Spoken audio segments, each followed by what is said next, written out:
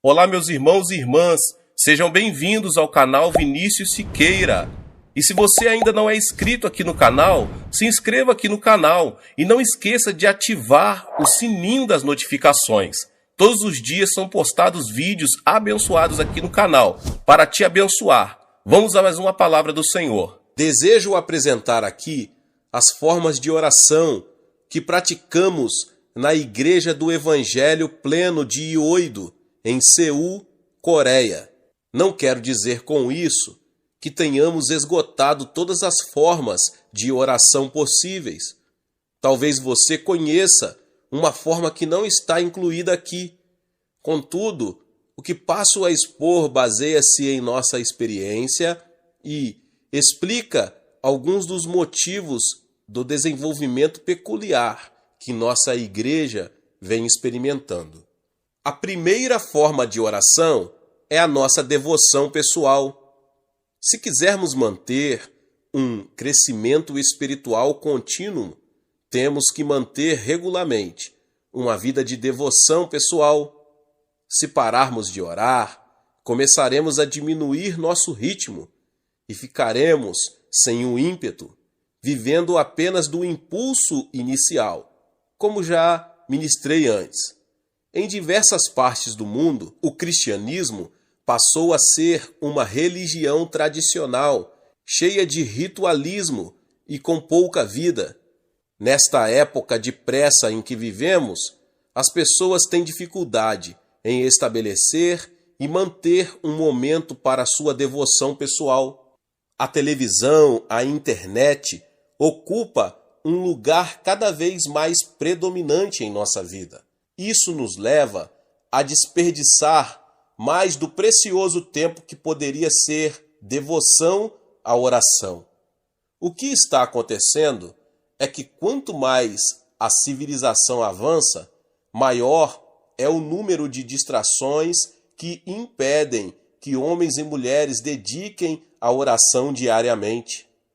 A única maneira de escaparmos dessa armadilha é conscientizar-nos da extrema importância de observarmos nosso momento devocional todos os dias.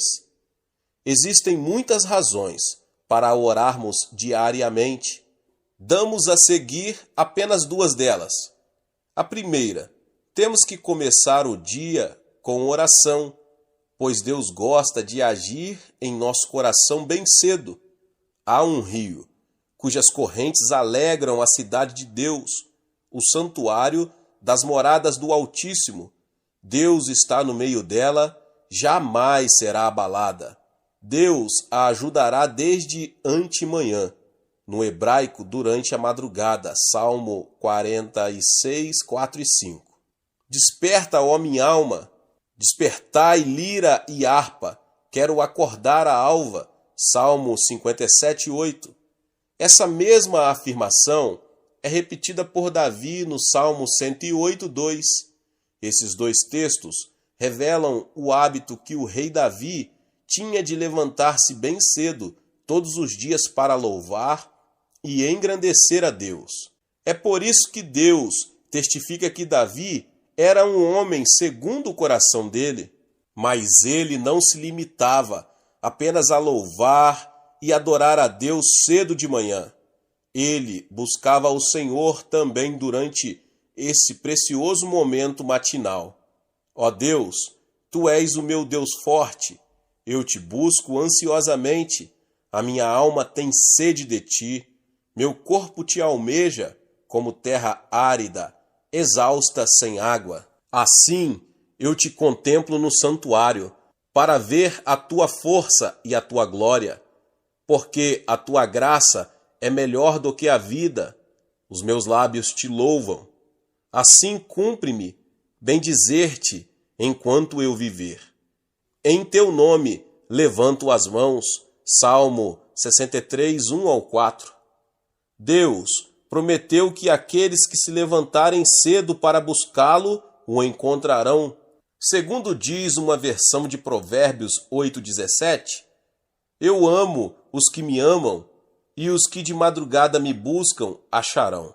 Em segundo lugar, Quando começamos o dia em oração, obtemos as forças espirituais e físicas de que precisamos para nos desincumbir de nossas responsabilidades.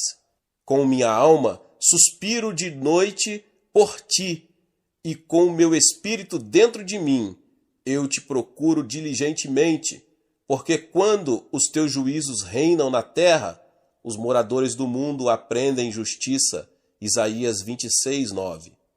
Ao buscar ao Senhor pela manhã, Isaías aprendeu os juízos de Deus em seu espírito. Já percebi que a sabedoria de Deus que me sobrevém no momento devocional pela manhã me torna mais eficiente.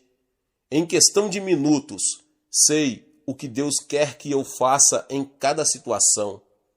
E como tenho a mente de Cristo, não preciso passar muitos dias julgando uma questão. Mas nosso momento devocional não é feito apenas de oração, deve incluir também a leitura da Bíblia. Muitas vezes, nós que estamos no ministério pastoral, só estudamos as Escrituras, buscando mensagens para pregar. Mas o fato é que precisamos ler a Bíblia com o objetivo também de buscar alimento para o nosso coração. Guardo no coração as tuas palavras, para não pecar contra ti. Salmo 119:11. A revelação das tuas palavras esclarece e dá entendimento aos simples. Salmos 119:130. Deus pode falar-nos através das Escrituras, se permitirmos que Ele o faça. Nas horas da manhã, estamos com a mente ainda desanuviada dos conflitos que ocorrerão durante o dia.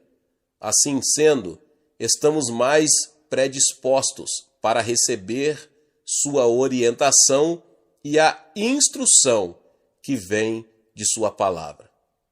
Como ministro do Evangelho, devo ter sempre em mente que minha pregação e meu ensino devem sempre brotar de estudo pessoal. O povo de Deus que me ouve receberá bênçãos na medida em que eu também receber as bênçãos da palavra de Deus. Se eu estiver motivado, poderei motivar a outros. Só poderei inspirar a outros na medida em que eu mesmo estiver inspirado pelo Espírito Santo. Portanto, preciso ler a Bíblia diariamente na hora devocional. A segunda forma de oração é o culto da família. Embora esta frase seja muito repetida e por demais conhecida, ainda é verdade. A família que ora unida permanece unida. A televisão, a internet está se tornando mais e mais o centro da atividade da maioria das famílias, não só nos Estados Unidos, mas em muitas partes do mundo, com os telejogos, noticiário e outros programas e show das redes de televisão. As famílias estão tendo cada vez mais dificuldade de jantar juntas, quanto mais orar. Pesquisas têm revelado que a média das crianças americanas passa cerca de 40 horas por semana assistindo à televisão, e esse tempo está aumentando a cada ano. Os índices de divórcios são altíssimos. Em alguns lugares, há mais pessoas se divorciando do que se casando. Parece que o grande vitorioso na batalha que se trava nos lares é Satanás. O que poderá impedir que essa batalha afete a família? A resposta para essa pergunta é o culto doméstico. O momento devocional da família deve constar de cânticos de hinos, leitura da Bíblia e oração. Durante esse momento, deve-se agir com toda a sinceridade, principalmente com relação às crianças. Como já relatei o que meu filho mais velho disse certa vez durante um de nossos cultos domésticos, permito que todos os meus filhos expressem seus sentimentos, temores e frustrações com toda liberdade. Desse modo, podemos manter sempre em dia o fluxo das comunicações entre nós. como um relacionamento bem sincero? Os alarmantes dados estatísticos que agora estão sendo divulgados revelam que muitos suicídios estão ocorrendo na faixa da adolescência. Os jovens estão sofrendo pressões cada vez maiores devido ao distanciamento que experimentam com relação aos pais, além das pressões normais que suportam para se acomodarem ao seu grupo social. Por causa disso, muitos jovens estão recorrendo às drogas, ao sexo ilícito e ao álcool. Mas quando depois de certo tempo esses estímulos artificiais deixam de produzir o efeito desejado, eles mergulham no desespero e dão cabo da própria vida. Os psicólogos afirmam que a família é a única fortaleza de esperança que resta hoje para os jovens. Nossos filhos só terão forças para resistir aos ataques do diabo se mantivermos com eles uma comunicação sincera e franca. Satanás ataca os jovens também por meio de falsas religiões. Todos estamos familiarizados com as seitas que oferecem aos jovens uma falsa atmosfera de lar e família. A resistência mais forte que podemos opor a isso é um bom culto doméstico.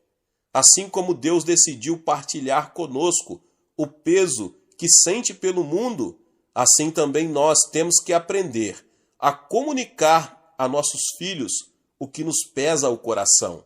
Por que não partilhamos com eles nossos motivos de oração, já que eles veem os resultados que obtemos?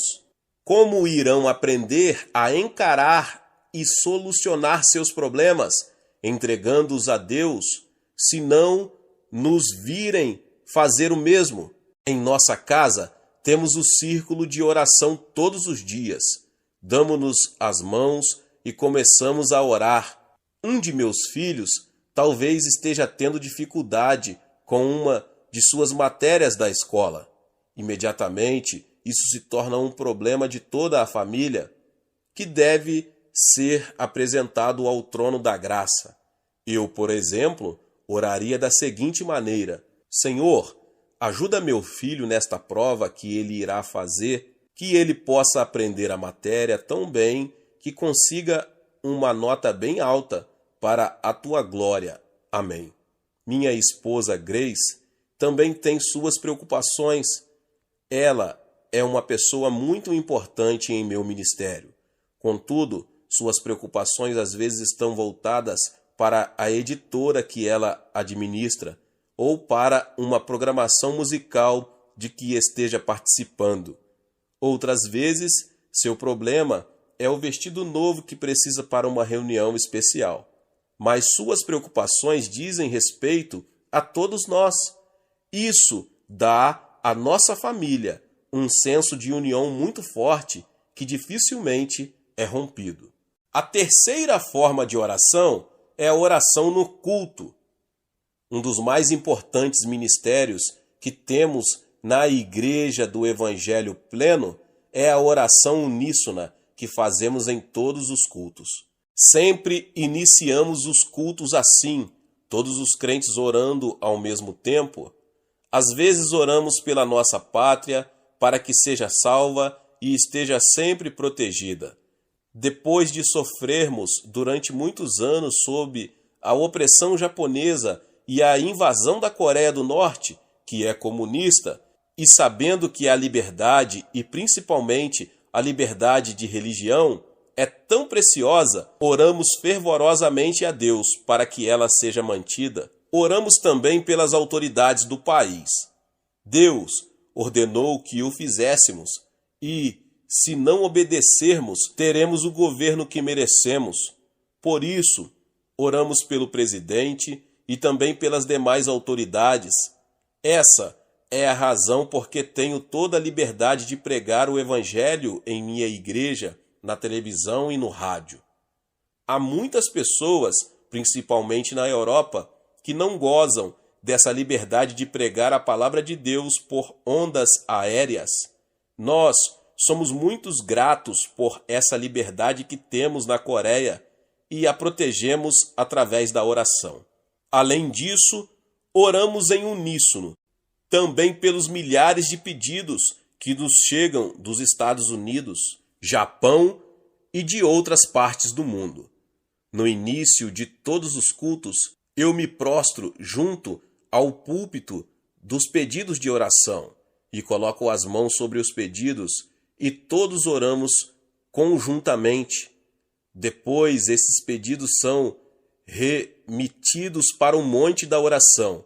Mas antes disso, milhares de pessoas oram fervorosamente por eles em todos os 7 cultos que realizamos. Mas, sobretudo, oramos por um avivamento de âmbito mundial, pelo qual todas as nações da terra possam ouvir a pregação do Evangelho para cumprimento de nossa missão, até que Cristo volte. Sendo a maior igreja do mundo, reconhecemos que temos responsabilidade de orar pela Igreja de Jesus Cristo e por todas as nações. Após a pregação, oramos novamente. Dessa vez, oramos ao Espírito Santo, pedindo-lhe que aplique ao nosso coração a palavra que foi anunciada, para que sejamos praticantes dela e não apenas ouvintes. Sempre que oramos em conjunto, oramos com determinação e firmeza. Quando ouço meu povo orando, parece-me ouvir o forte rumor de uma imensa catarata. Sabemos que Deus deve sentir a sinceridade de nossa oração, pois oramos em uníssono e em união. E quando oramos todos juntos, o poder de Deus se manifesta em nosso meio. Nesses momentos em que nos unimos em oração, muitas pessoas são curadas, libertas e cheias do Espírito Santo. Se uma pessoa pode pôr em fuga 1000 e se 2 pode enfrentar 10.000, imagine o que não poderão fazer centenas de milhares de crentes unidos em oração. O poder aí exercitado ultrapassa nossa compreensão. Engrandecei o Senhor comigo, e todos a uma lhe exaltemos o nome. Salmo 34, 3. A quarta forma de oração é a oração nas reuniões dos grupos. Nosso sistema de grupos, as células, é a própria base de nossa igreja. Descobri este conceito na ocasião em que vivia as horas mais difíceis de meu ministério. Quando minha igreja tinha 3.000 membros, achava que podia cuidar de tudo e tentava fazer tudo. Eu pregava, visitava e orava pelos enfermos. Mas à medida que a igreja ia crescendo, eu ia enfraquecendo. Certo domingo, quando interpretava um evangelista americano, desmaiei, pensando que o de que precisava era de mais energia e empenho. Tentei de novo, mas não consegui ir até o fim do culto. Fui levado então para o Hospital da Cruz Vermelha. Depois que recobrei a consciência no hospital, o médico me saudou com palavras muito desalentadoras. Pastor Cho, o senhor talvez fique bem, mas terá que abandonar o ministério. Mas o que posso fazer a não ser pregar o evangelho? Disse para mim mesmo em voz baixa. Aquilo que o médico me dissera caíra sobre mim como uma imensa pedra. Já descobri que às vezes Deus tem que apelar para medidas extremas para conseguir minha atenção. Tenho que confessar que nesse dia, no hospital, ele conseguiu captar minha atenção. Foram de uma nova reavaliação de minha vida. Foi então que descobri o segredo do ilimitado potencial para o crescimento da igreja, o sistema de células. Lucas registra uma situação semelhante em Atos 6, quando o número dos discípulos ainda era reduzido. Os 12 apóstolos conseguiram realizar todo o trabalho administrativo da igreja. Contudo, se o sistema continuasse sempre assim, a igreja nunca teria ultrapassado o número que havia em Jerusalém. O meio que Deus usou para modificar a mentalidade dos apóstolos foi permitir que eles se defrontassem com um problema potencialmente devastador, que é descrito no 6º capítulo. A divisão étnica que quase causava o fracionamento da igreja tinha que ser solucionada. O resultado disso foi que os apóstolos compreenderam que não poderiam encarregar-se de toda a obra do ministério sozinhos. Assim sendo, escolheram 7 homens e os designaram como diáconos. Os diáconos, então, passaram a cuidar da parte administrativa da igreja e os apóstolos se dedicaram à missão original. E quanto a nós, nos consagraremos à oração e ao ministério da palavra. Atos 6:4. O problema que vimos neste capítulo levou os homens de Deus a reexaminarem sua situação e a receberem a sabedoria do Espírito Santo. Essa sabedoria orientou-os para que delegassem sua autoridade a outros, dessa forma favorecendo um crescimento ilimitado. Observei que há vários textos do livro de Atos em que os discípulos se reuniam em grupos grandes e em grupos menores. Dou a seguir algumas instruções de Atos e Romanos, que serviram para abrir meus olhos sobre a validade do uso do sistema de células. Diariamente, perseveraram unânimes no templo, partiam pão de casa em casa e tomavam as suas refeições com alegria e singeleza de coração, louvando a Deus e contando com a simpatia de todo o povo. Enquanto isso, acrescentava-lhes o Senhor, dia a dia, os que iam sendo salvos. Atos 2, 46 e 47. E todos os dias no templo e de casa em casa não cessavam de ensinar e de pregar Jesus, o Cristo. Atos 5:42. Jamais deixando de vos anunciar coisa alguma proveitosa e de vô-la ensinar publicamente e também de casa em casa. Atos 20:20. Saudai igualmente a igreja que se reúne na casa deles. Saudai meu querido Epêneto, primícias da Ásia para Cristo. Romanos 16:5. Esses e outros textos deram-me a orientação que precisava. De lá para cá, nosso sistema de células cresceu tanto que no momento contamos com mais de 20.000 grupos em nossa igreja. Se cada uma dessas células ganha 2 famílias para Cristo, em um ano, isso significa que temos mais 40.000 famílias novas em nosso meio. E como uma família média é composta de 4 pessoas, nosso índice de crescimento é de 160.000 novos convertidos por ano. Nessa conta não entram os novos membros que são salvos por Cristo através da televisão, do rádio e de nossos cultos de domingo. Contudo, o crescimento contínuo de nossa igreja depende principalmente de nosso sistema de células. As reuniões de células agrupam de 5 a 10 famílias. Elas se reúnem nos lares, ponto mais propício para as reuniões noturnas ou para as reuniões femininas durante o dia.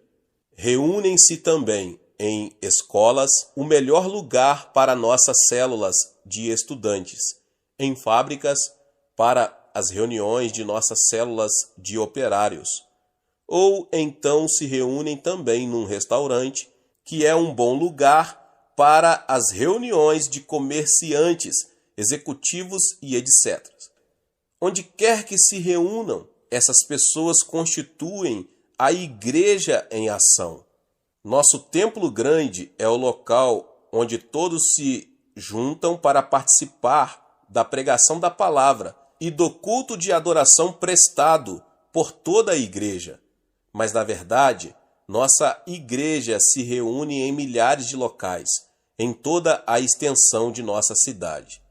Nas reuniões de células, os membros oram uns pelos outros. Se alguém adoece, o líder da célula faz uma visita e ora em favor de sua cura. Nossos membros já aprenderam que a oração é fundamental e por isso oram por tudo. Oram fervorosamente pela igreja, pela nação, oram para que o avivamento da Coreia continue e para que haja um avivamento no mundo todo. Oram pelas pessoas que talvez possam se converter, para que a igreja continue a crescer. Nos encontros de dirigentes de células, sempre enfatizo que cada grupo deve ter objetivos definidos em suas orações. Por isso, quando os grupos oram em fé, traçam um quadro bem claro de seu propósito na oração. E como é mais fácil ganhar para Cristo as pessoas que conhecemos, os membros das células pregam para seus vizinhos, amigos e parentes. Assim que Deus abre a porta para que uma dessas pessoas se converta, o membro que com ela se relaciona fala disto para o restante do grupo e todos se põem a orar pelo outro incessantemente, até que se renda a Cristo. Já aprendemos que nesta terra estamos em guerra contra Satanás. Nossos opositores são os demônios e seus espíritos demoníacos. O campo de batalha é o coração das pessoas. Nosso alvo é que todos possam conhecer a graça salvadora de nosso Senhor e Salvador Jesus Cristo. Assim traçamos os planos cuidadosamente. Temos uma estratégia, um plano e o executamos como um exército bem treinado. Todavia, o mais importante de tudo é que envolvemos nossos planos com oração para que Deus possa insuflar seu fôlego de vida em nossos projetos e assim eles deem fruto. Não possuo nenhuma fórmula secreta para explicar o fabuloso crescimento que nossa igreja experimenta. A única coisa que fiz foi levar muito sério a palavra de Deus. Não tenho a menor dúvida de que tudo que está acontecendo aqui na Coreia pode acontecer também em qualquer parte do mundo. O segredo, meus irmãos e irmãs, é a oração. A quinta forma de oração é a oração no monte.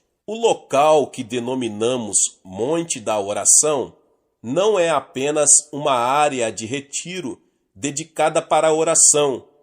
É mais que isso. Originalmente, o terreno foi adquirido para ser o cemitério da igreja. Como a Coreia sempre foi um país tradicionalmente budista, era muito importante que possuíssemos um cemitério próprio. Em 1973, quando nosso templo atual estava sendo construído, houve uma desvalorização do dólar. Isso resultou em que o won, a moeda coreana, e que está ligada ao dólar em valorização, caísse muito. Então o país entrou em profunda recessão econômica. Em seguida, veio a crise do petróleo, piorando a situação de nossa frágil economia, que não era nada boa. Muitas pessoas perderam o emprego e as rendas caíram muito. Na época, havíamos assinado contratos com uma construtora e passando por uma elevação sem precedente nos nossos custos da construção. Comecei a temer a possibilidade de um colapso financeiro e me afligi bastantemente. Assumi uma atitude derrotista e às vezes ia sentar-me no prédio inacabado e ficava ali desejando que os caibros caíssem em minha cabeça. Nessa crucial fase de meu ministério, um grupo de pessoas da igreja resolveu ir para a nossa propriedade e começar a construir um recinto para a oração, principalmente em favor do seu pastor, que estava sofrendo tanto. Embora sentisse que realmente havia necessidade de uma coisa assim em nossa igreja, preocupava-me com as despesas a mais que estavam sendo feitas e as contas empilhadas em minha mesa. Compreendendo que somente uma intervenção sobrenatural de Deus poderia salvar-nos da ruína, passei a ir orar com os outros no Monte da Oração. Certa noite, quando estávamos orando no térreo do nosso templo, ainda inacabado, centenas de pessoas vieram orar comigo. Num dado momento, uma senhora idosa veio caminhando em minha direção. Quando se aproximou do púlpito, notei que seus olhos estavam cheios de lágrimas. Ela se inclinou e disse: Pastor, quero dar esses objetos para que o Senhor os venda e apure um dinheirinho para nosso fundo de construção. Baixei os olhos para as mãos dela e ali estavam uma tigela e um par de palitos de comer arroz. Então respondi: Mas minha irmã, não posso aceitar essas coisas tão essenciais para a senhora. Mas pastor, continuou com lágrimas a escorrer-lhe abundantemente pelo rosto enrugado, sou uma velha e não tenho nada de valor para dar ao meu Senhor. No entanto, Jesus salvou-me pela sua graça. Essas coisas são os únicos objetos que possuo no mundo. Deixe que eu dê isto para Jesus. Posso colocar o arroz num jornal e posso comer com as mãos. Sei que vou morrer muito em breve e não quero ir encontrar-me com Jesus sem ter lhe dado alguma coisa nessa terra. Quando ela acabou de falar, todos os presentes choraram abertamente. A presença do Espírito Santo encheu o lugar e todos nos pusemos a orar no Espírito. No fundo do salão estava um comerciante que se comovera muito e disse: Pastor Cho, quero comprar esta tigela e estes palitos por $1.000. E depois disso, todos começaram a doar seus bens. Eu e minha esposa vendemos nossa casinha e demos o dinheiro para a igreja. E foi esse espírito de contribuição que nos livrou da ruína financeira. Com o passar dos anos, o Monte da Oração se tornou um local para onde concorrem milhares de pessoas diariamente para orar e jejuar e verem suas necessidades supridas. Mais tarde, construímos um salão grande com capacidade para 10.000 pessoas e que hoje já está muito pequeno para o número de pessoas que ali vão. A frequência varia bastante, mas normalmente ali comparecem diariamente cerca de 3.000 pessoas para orar, jejuar, cultuar e adorar nosso santo e precioso Senhor. E nessa atmosfera de intensa oração a Deus, curas e milagres são ocorrências de toda hora. No ano passado, passaram pelo Monte da Oração mais de 300.000 pessoas. Assim, em nosso retiro de oração, constituí a linha de frente de nosso ataque às forças do diabo nesta terra. Não existe nenhum outro lugar na terra em que haja mais pessoas jejuando e orando do que ali. E Deus atende às nossas orações. As bênçãos são por demais numerosas para se contarem. Na parte em que falo sobre jejum e oração, explorei de forma mais detalhada o método que usamos para a prática desse recurso bíblico para a solução de nossos problemas. Nunca é demais insistir em que é grande a importância do jejum e da oração, se quisermos que haja avivamentos e que eles permaneçam. E no Monte da Oração não temos apenas grupos de oração. Temos também locais para que os crentes orem sozinhos. São as nossas grutas de oração. São pequenos compartimentos, grutas escavadas na encosta do monte. Nesses vãos, as pessoas podem ficar silenciosas e tranquilas na presença de Deus. Tenho meu próprio aposento de oração, onde fecho a porta e fico em comunhão com meu Pai Celestial, em intensa oração por longo tempo. Há pouco, referi-me ao monte da oração como o retiro da oração. Disse isso porque estamos em fase de preparação para recebermos milhares e milhares de pessoas, não só da Coreia, mas de todas as partes do mundo. Acredito que existam muitos crentes que estão desejosos de encontrar um lugar onde possam ter comunhão com Deus de uma forma mais dinâmica. Não que Deus não possa ser encontrado em qualquer lugar onde as pessoas o procurem em espírito e em verdade, mas é que não existe outro lugar na terra com maior intensidade de oração do que em nosso monte. As pessoas não se contentam mais em apenas ouvir contar grandes operações de Deus. Elas desejam ver o que Ele está fazendo. Por isso estamos abrindo estradas, construindo locais de hospedagem, e as dependências existentes estão sendo aumentadas para que possamos acomodar a obra que Deus vai realizar. Davi escreveu o seguinte: converteu o deserto em lençóis de água e a terra seca em mananciais. Estabeleceu ali aos famintos, os quais edificaram uma cidade em que habitassem. Salmo 107, 35 e 36.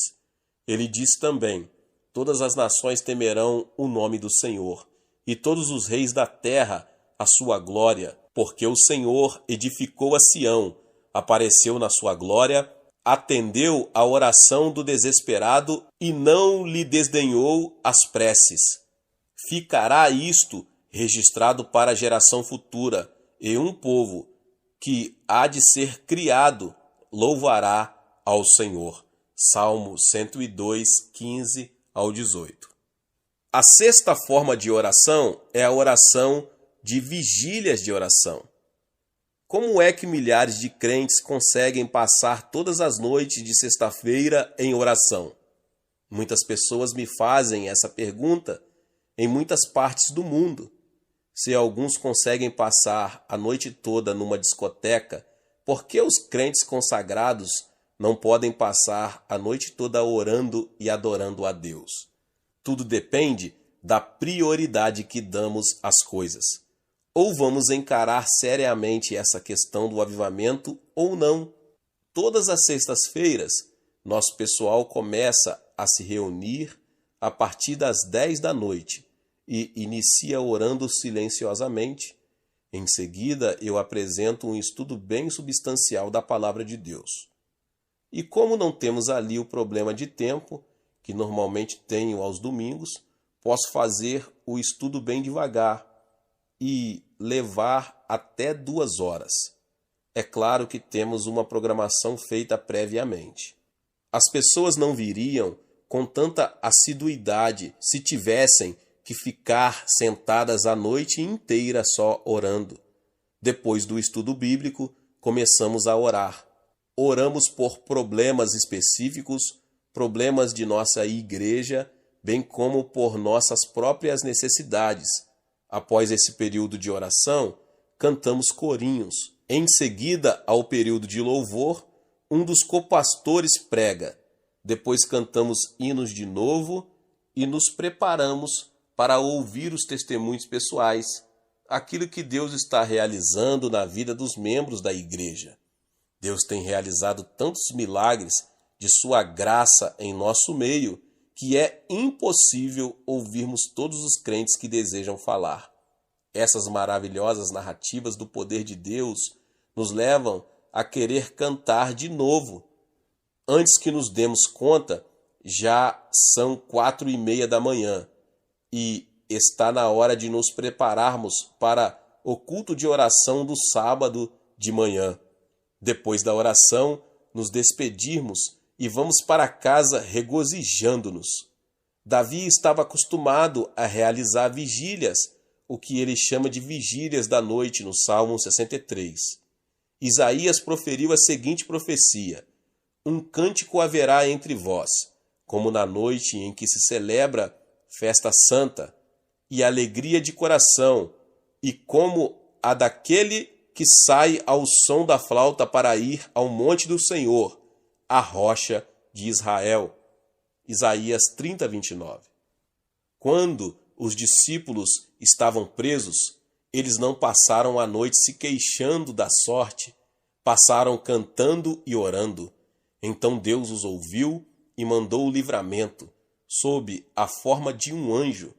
A presença do Senhor é muito importante. Jesus prometeu que, quando nos reuníssemos em seu nome, Ele estaria em nosso meio. Não é difícil passar a noite em oração, quando o doce aroma da presença do Senhor enche o local onde estamos reunidos. Em alguns países, o sábado é dia de folga no trabalho para muitas pessoas, mas na Coreia não, é um dia de trabalho normal. Assim sendo, muitos dos crentes, depois de passarem a noite em oração, vão para casa e se arrumam para ir trabalhar. O próprio Davi declarou que não queria dar a Deus algo que não lhe custasse nada. Embora passar uma noite em oração não seja muito fácil, na verdade, esse é o meio pelo qual temos conseguido manter aceso a chama do avivamento aqui na Coreia. Glória a Deus, Deus abençoe a sua vida. Você que ouviu essa palavra, tremendo, né? Se inscreva aqui no canal se você chegou pela primeira vez. Ative o sininho das notificações para você ficar por dentro de tudo que está acontecendo aqui no canal. Deixe também o seu like e também não esqueça de compartilhar esta palavra com mais pessoas. Nos vemos nos próximos vídeos. Deus te abençoe mais uma vez. Amém.